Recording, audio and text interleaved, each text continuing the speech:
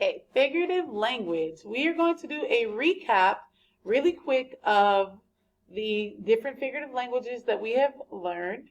And then I'm going to tell you the two that we are going to focus on the most today.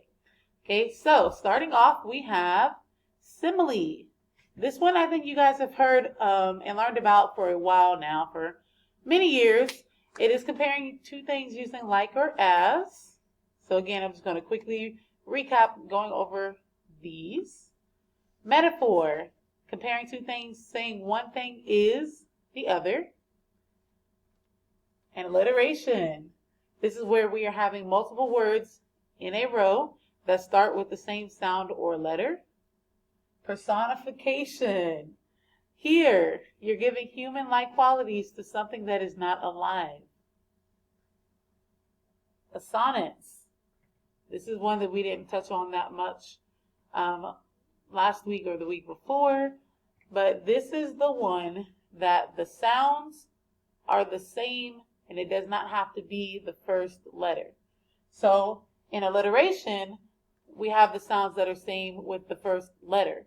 Here we have the sound for pretty much the whole word that rhymes, multiple words rhyme. For example, how much wood could a woodchuck chuck if a woodchuck could chuck wood? You guys probably heard that one before. That is in a sonnets because all of the woods and coulds rhyme. And then we have sensory language. This is appealing to your five senses.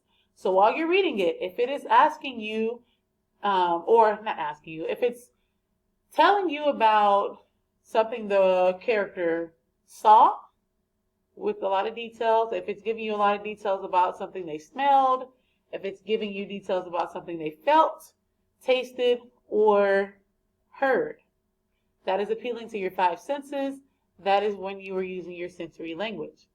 And then we have, not on this chart, but we've already talked about before, onomatopoeia. That is where a sound is written down. So boom, pop, bam, all of those sounds are onomatopoeia. And I believe that, and an idiom. We've talked about idioms and hyperboles. But the two that we are going to focus on today are, actually three.